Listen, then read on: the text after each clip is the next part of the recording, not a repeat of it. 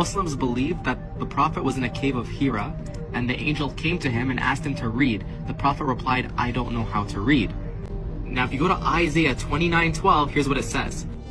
It says, and I can't be making this up, it says, then the book will be given to the one who is illiterate, saying, please read this, and he will say, I cannot read.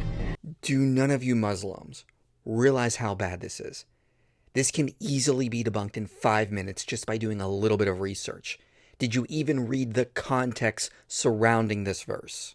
This is not about some future illiterate prophet. This is about the Isaiah scroll and how neither the literate or the illiterate will be able to read it. Read the prior verse. And the vision of all this has become to you like the words of a book that is sealed. When men give it to one who can read, saying, read this, he says, I cannot, for it is sealed. And when they give the book to one who cannot read, saying, read this, he says, I cannot read. The passage is about how the prophecy about the coming siege of Jerusalem is sealed up and no one will be able to read it. You're taking this wildly out of context. Now, it gets crazier. Now, look at this. Oh no, it gets much worse. Now, keep in mind, that's what the current version of the Bible says. I wonder what the most authentic version of the Bible would say about this verse. Like, maybe there's more context. We don't know. So if you go to the oldest version of the Bible, okay, here's the website.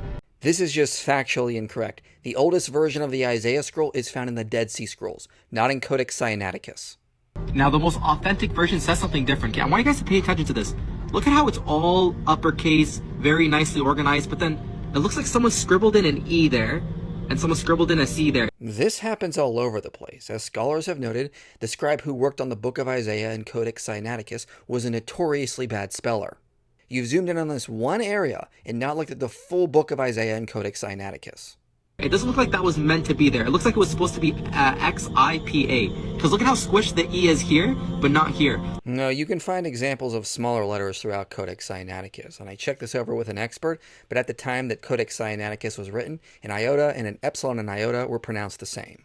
I think it was supposed to be X-I-P-A. Let's look at Hebrew what X-I-P-A means. This is not Hebrew, you're reading Greek. Okay, let's look what happens. And there it is. Look, I'm going to click play. Listen very carefully. Listen to how it sounds like. Hira. This is not what scholars think was originally there. You can look right into the notes and see the only thing they think was added was an epsilon. This was done to likely fit changes in pronunciation. The context of this is that it's in the cave of Hira. This is absolute nonsense. Isaiah 29 does not mention a cave, and the word you're trying to translate as Hira actually means hands.